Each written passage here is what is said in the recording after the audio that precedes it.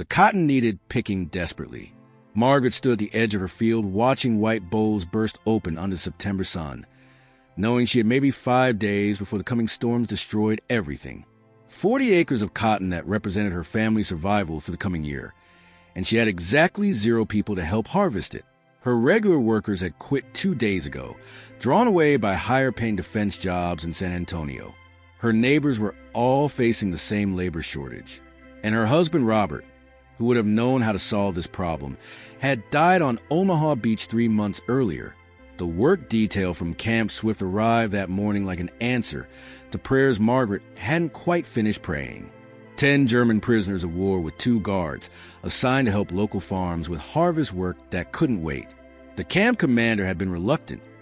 Sending enemy prisoners to help the widow of a man who died fighting Germans seemed problematic, but labor shortages were severe and Margaret's situation was desperate. Klaus Reinhardt was the first off the truck, a tall man in his mid-30s with the weather hands of someone who had worked farms his entire life. He looked at Margaret's cotton field with an expert eye that saw both the opportunity and the urgency. 5 days, he said in accented English. Maybe less before rain comes. This much cotton needs 10 men working 10 days, or 20 men working 5 days. We are 10 men. We work fast. The other prisoners were a mixed group. Some farmers like Klaus, others who had never seen a cotton field before the war brought them to Texas. Klaus organized them with quiet authority, demonstrating proper picking technique for those who didn't know, establishing a rhythm that maximized efficiency. The guards, Corporal Danny Morrison and Private Jim Walsh, mostly sat in the shade and ensured nobody wandered off. By the end of the first day, they had completed nearly 4 acres. Remarkable progress that gave Margaret hope that the harvest might actually be saved.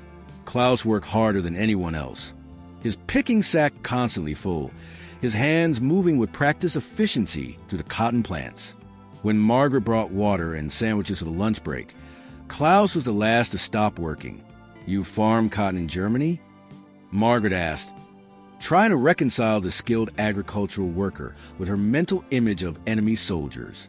"Not cotton," Klaus replied, sitting in the shade and accepting water gratefully. "Wheat, barley, some vegetables, but farming is farming. Plants need care. Work is timing that cannot be delayed. Harvest waits for no man. These things are same everywhere." Over the following days, Margaret learned Klaus's story through brief conversations during water breaks and lunches. He had been a farmer in Bavaria, running his family's land until conscription took him into the Wehrmacht. He had fought in North Africa, been captured after his unit surrendered, and spent the past 2 years in various American POW camps. He hadn't chosen to be a soldier, hadn't chosen to fight against America, had simply been swept up by events beyond his control. Now he was picking cotton in Texas while his own fields in Bavaria likely lay fallow, his family managing without him. On the 4th day, the crisis developed. Corporal Morrison received orders to return the work detail to Camp Swift immediately. Another farm with more political connections had requested the labor. The decision made bureaucratic sense, but agricultural nonsense. Margaret's cotton was half-picked.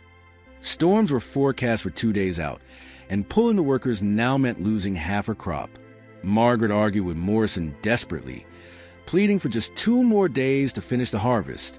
Morrison was sympathetic, but had his orders. "Ma'am, I understand the situation, but I have to follow commands. The prisoners returned to camp today." "I'm sorry." Klaus overheard the conversation. As the prisoners gathered their tools and prepared to load onto the truck, he made a decision that would change everything. He walked away from the group, heading back toward the cotton field, announcing to Morrison in clear English, "I am not leaving. This harvest must be finished. I will stay and finish it." Morrison's hand moved to his sidearm. "Reinhardt, that's not how this works. You're a prisoner of war. You don't get to choose your work assignments. Get on the truck now, or I'll have to put you on it by force." Klaus stopped but didn't turn around. "Corporal Morrison, you are a soldier. You understand about duty and missions. This woman's husband died fighting my country. I cannot bring him back, but I can save his wife's harvest. That is something I can do. I will not leave until the cotton is picked."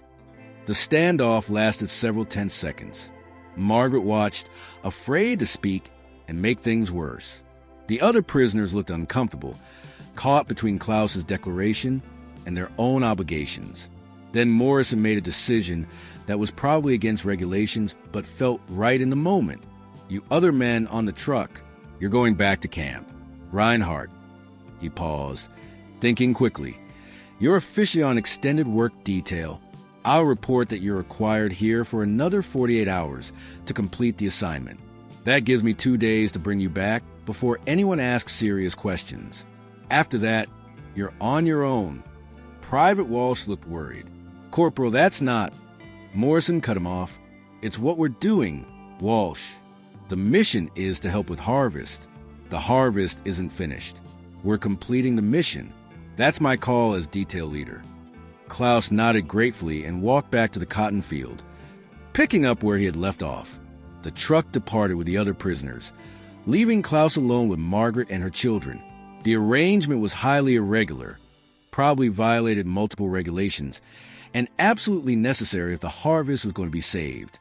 The first night Klaus stayed in the barn, sleeping on a pile of hay that Margaret provided along with blankets and pillows. She brought him dinner, a simple meal of bread, cheese, and vegetables, feeling strange about feeding an enemy soldier in her dead husband's barn. But Klaus wasn't behaving like an enemy. He was behaving like a hired hand who happened to speak with a German accent and wear POW clothing. Margaret's children were curious about the German in their barn. Sarah, age 9, and Tommy, age 6, had been taught that Germans were the enemy, the people who had killed their father. But Klaus didn't look like a monster.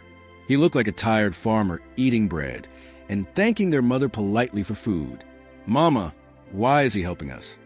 Sarah asked that evening after Klaus had returned to the barn. "He's German. Germans killed Daddy." Margaret struggled to answer. "Not all Germans, honey.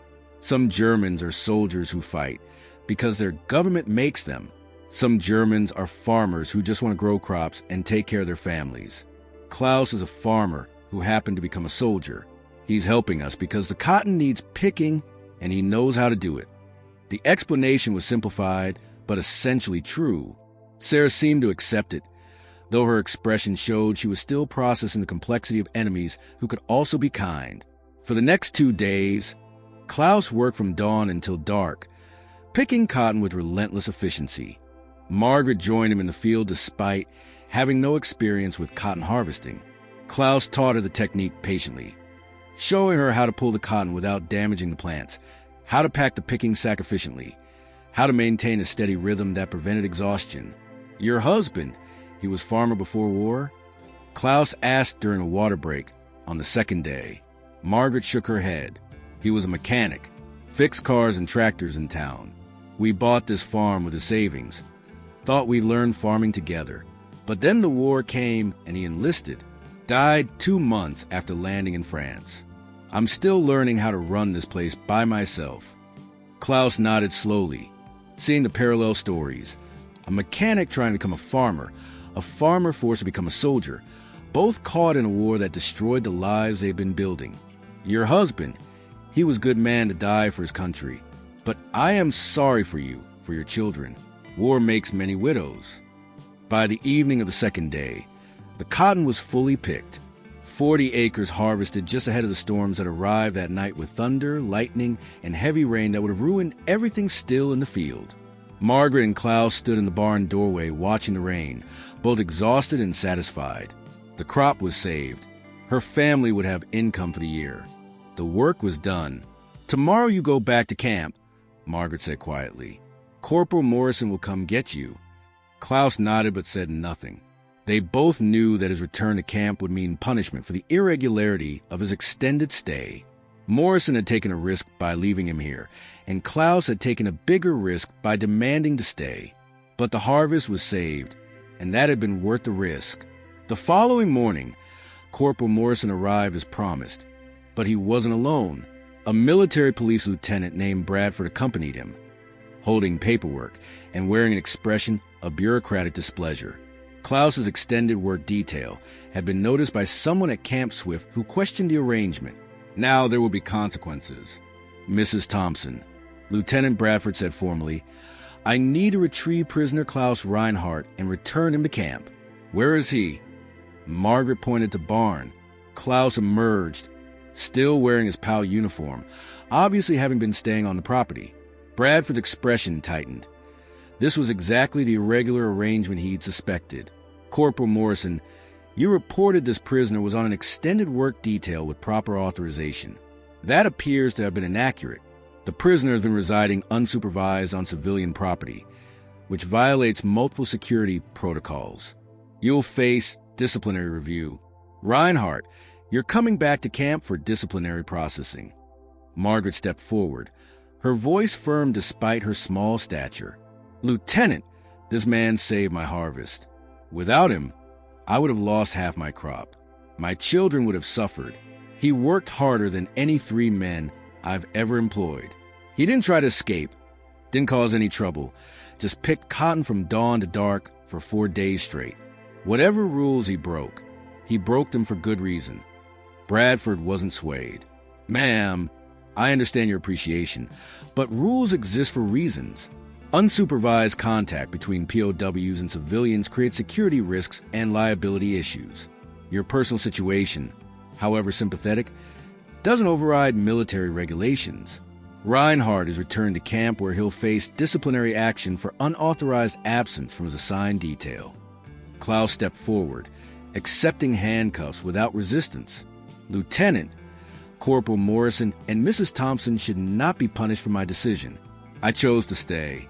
They accommodated my choice, but did not encourage it. I take full responsibility.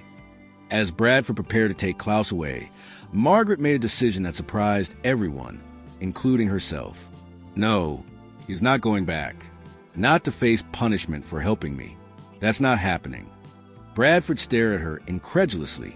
Mrs. Thompson, you don't have authority to prevent. I don't care about authority, Margaret interrupted, her voice rising. That man saved my farm. He saved my children's future. He did it voluntarily, without being ordered, because he saw work that needed doing and he did it. You want to punish him for that? You want to discipline him for being decent? That's wrong, and I won't allow it. Bradford's expression hardened. Ma'am, you're moving dangerously close to obstruction of justice. Step aside and let me do my duty. Margaret didn't move. Your duty is to protect American citizens and uphold American values. Klaus protected my livelihood.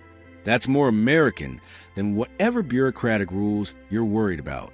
He's staying here until he gets fair treatment. The standoff attracted attention. Neighbors who had noticed the military vehicles began arriving, curious about the commotion.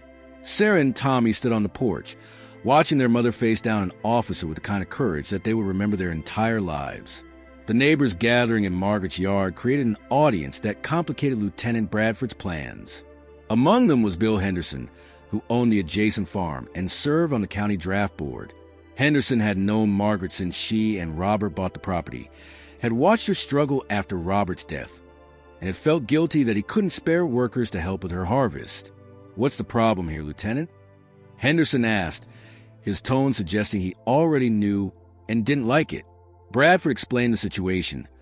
Unauthorized extended work detail, unsupervised POW contact with civilians, violation of security protocols. His explanation sounded increasingly bureaucratic and petty as he described how Klaus had saved Margaret's harvest and was now facing punishment for it. Henderson listened, then spoke with the authority of someone who knew everyone in the county and how things actually worked. Let me see if I understand this correctly. A German POW volunteered to stay and finish a harvest that would have failed otherwise. He worked for days without supervision, didn't try to escape, didn't cause any problems, and saved the crop of a war widow whose husband died fighting Germans. And now you want to punish him for this. Do I have that right? Bradford shifted uncomfortably. The regulations are clear about supervised contact between POWs, and the regulations are written by people who've never tried to bring in a harvest ahead of a storm, Henderson interrupted. Out here, we judge people by what they do, not which uniform they're wearing. This German did right by Margaret. Punishing him for that would be wrong, regulation or no regulation. Other neighbors murmured agreement. These were rural Texans who understood farming emergencies, who knew that sometimes you had to bend rules to get necessary work done, and who valued practical results over bureaucratic procedures. Bradford was facing not just one defiant widow, but an entire community prepared to support her. "Mrs. Thompson, I need to speak with you privately," Bradford said, recognizing that the situation was escalating beyond his ability to control it publicly. They stepped away from the crowd. Bradford's expression showed frustration, mixed with a grudging recognition that he was in a no-win situation. "Ma'am, I understand why you're grateful to Reinhardt, but you're putting yourself in legal jeopardy by obstructing his return to custody. Harboring an escaped POW is a federal offense. I don't want to arrest you, but you're forcing my hand." Margaret met his eyes steadily. "Then arrest me.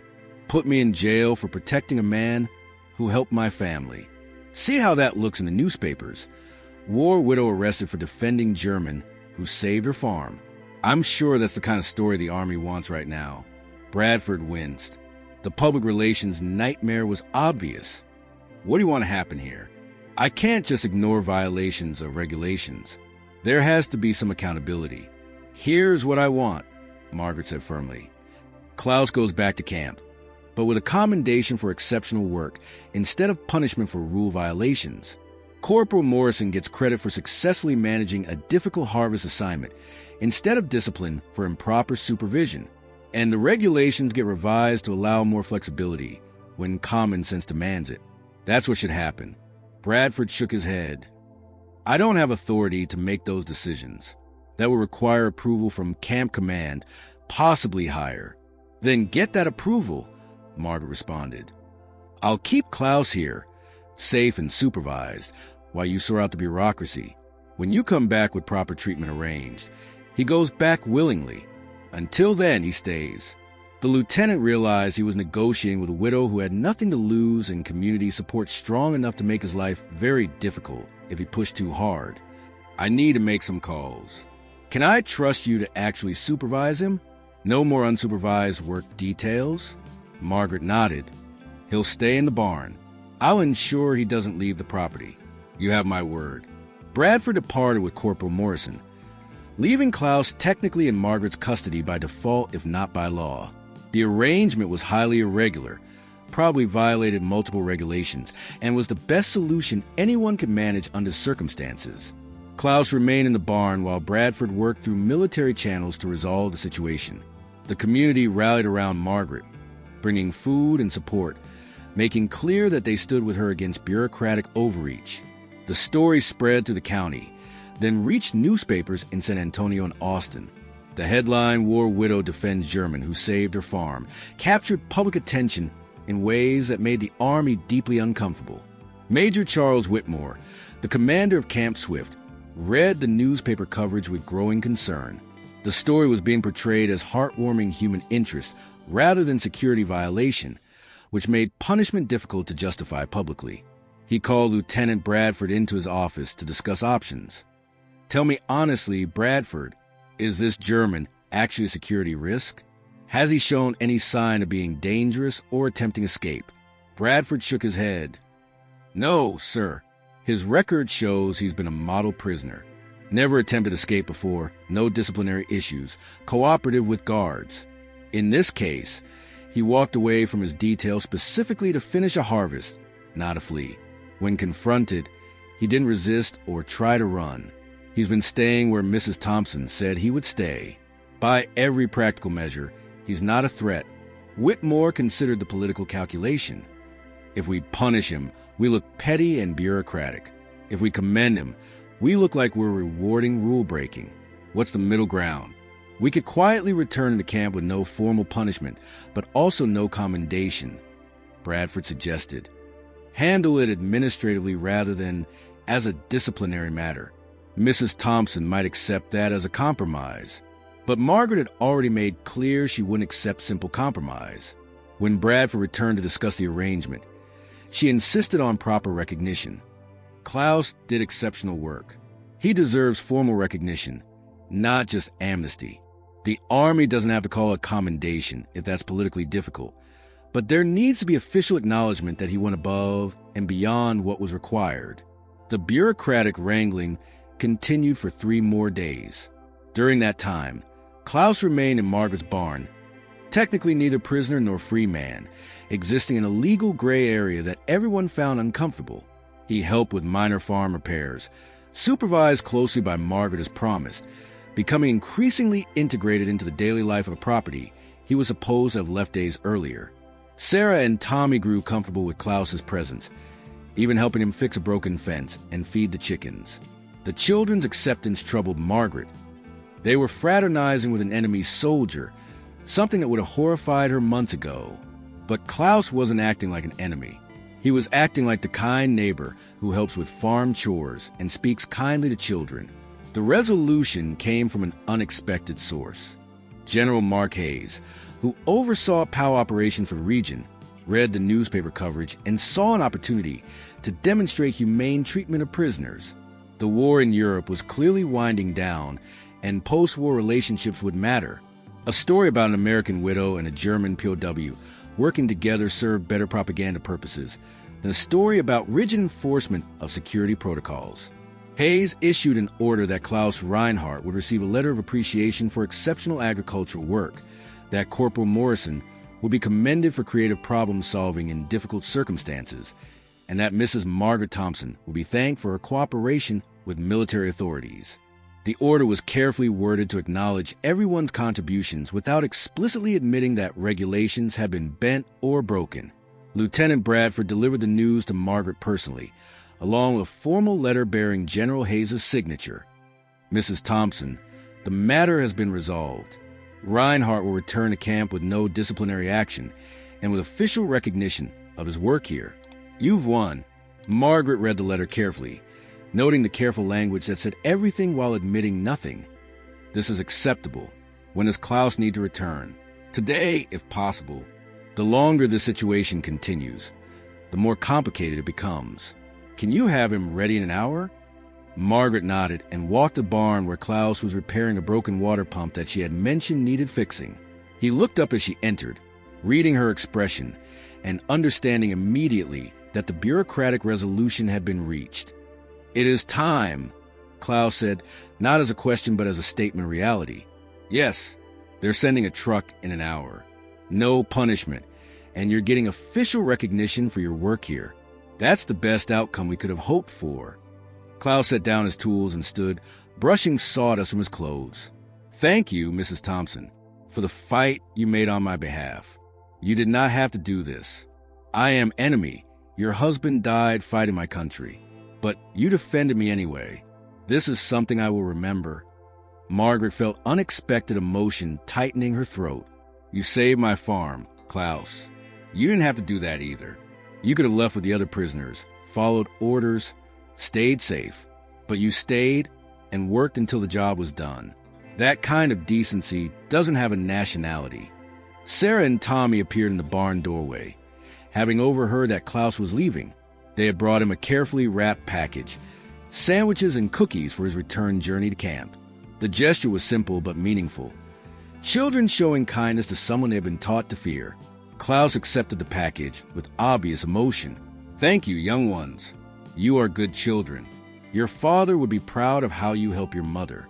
Grow strong, learn much, be good to each other. This is what matters most." When the military truck arrived, a small crowd had gathered again. Neighbors who wanted to see the conclusion of a story that had captured the community's attention. Klaus shook hands with several men who had heard about his work and wanted to acknowledge it. He thanked Margaret formally, maintaining appropriate distance given the circumstances and the watching military personnel. As Klaus climbed into the truck, Margaret felt an unexpected sense of loss. For less than a week, this German POW had been part of her life, had saved her harvest, had shown her children that humanity existed beyond the categories of friend and enemy. Now he was returned to captivity, and she might never see him again. The truck departed, carrying Klaus back to Camp Swift and to whatever future awaited prisoners of war as the conflict in Europe approached its end. Margaret stood watching until the vehicle disappeared, then returned to the work of running her farm and raising her children alone. The story of Margaret Thompson and Klaus Reinhardt became local legend in Harper County, told and retold with variations over the years. Some versions emphasize Margaret's defiance of military authority. Others focus on Klaus's dedication to finishing the harvest. All versions agreed on the essential truth that sometimes humanity transcended the divisions created by war, that kindness could flow between people officially designated as enemies, and that doing the right thing mattered more than following rules written by people who didn't understand the situation. Klaus remained at Camp Swift until the war ended in May 1945. During those months, he wrote Margaret two carefully censored letters thanking her again for her defense of him and asking about the farm and children. Margaret responded with equally careful letters describing the successful sale of her cotton crop and the improvements she was making to the property. The correspondence was formal and proper, monitored by military censors, but it maintained connection that both found meaningful. When Germany surrendered and POW repatriation began, Klaus faced a choice many prisoners confronted: return to a devastated Germany or attempt to remain in America. His family farm in Bavaria had been destroyed during the final months of fighting. His parents were dead, his brothers missing or killed, his entire community scattered by war. Returning meant starting over with nothing in a defeated country, facing years of recovery. Margaret heard about Klaus's situation through the network of farmers who had employed POW labor during the war.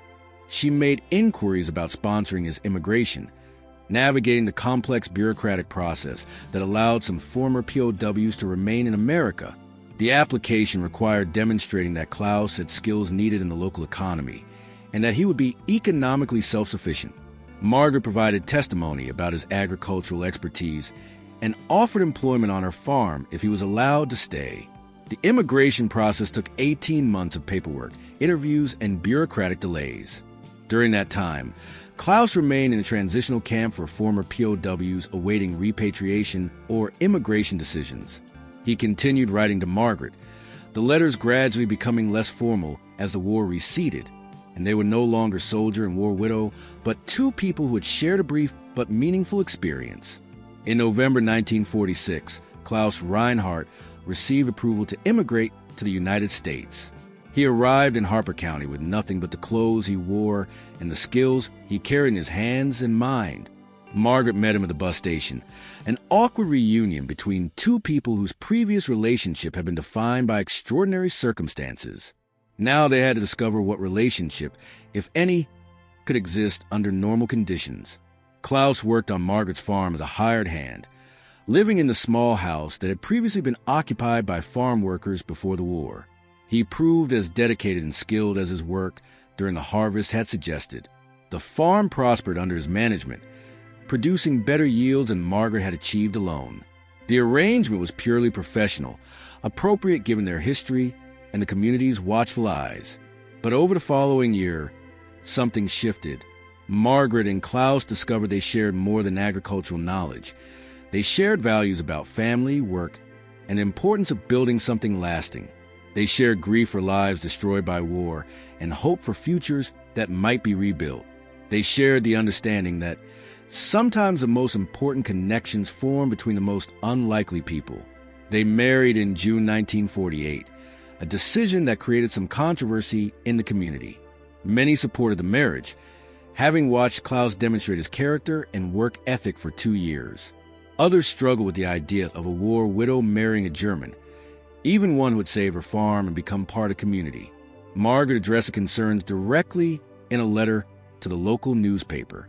My husband Robert died fighting for American values, freedom, opportunity, and the belief that people should be judged by their character rather than their origins. Klaus embodies those values.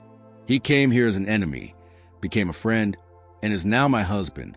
If Robert were here, I believe he would understand that honoring his sacrifice means living according to the principles he died defending, which includes recognizing goodness wherever it appears.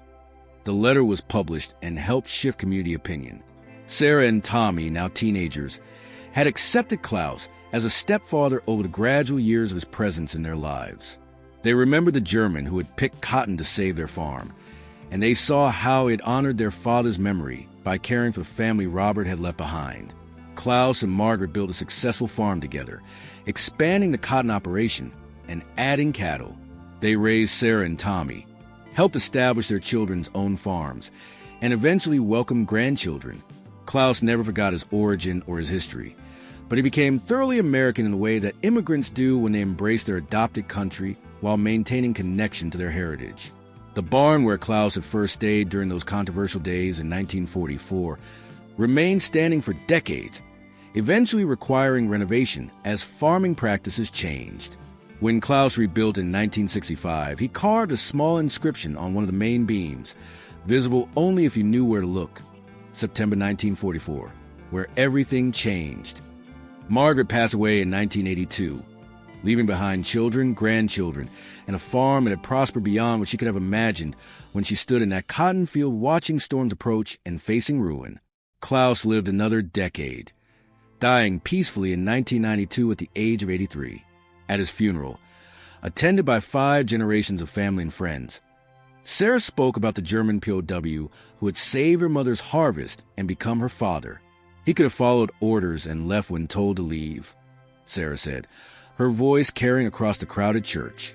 He could have returned to camp and avoided all the trouble that came from staying, but he saw work that needed doing in a family that needed help, and he chose to stay.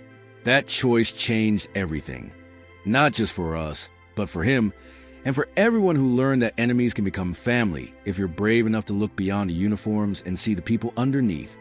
The story of Klaus and Margaret became a reminder that war creates categories, but humanity transcends them, that duty sometimes means breaking rules rather than following them, and that the most important choices are often the ones where you decide that doing the right thing matters more than doing the expected thing. In a barn in Texas, during harvest season in 1944, a German prisoner and an American widow discovered that compassion doesn't recognize national boundaries and that sometimes the people who save us are the ones we least expect. Sometimes the enemy isn't the person in front of you, but the rules that prevent you from seeing their humanity. Margaret Thompson stood in her barn doorway and refused to let bureaucracy punish kindness. Klaus Reinhardt stayed to finish a harvest when he could have fled to safety. Together, they prove that doing the right thing matters more than following orders. If stories about people who chose compassion over convenience inspire you, subscribe to our channel for more moments when humanity triumphed over the categories that war creates. History isn't just about conflict between nations. It's about connections between people who refuse to let those conflicts define who they are.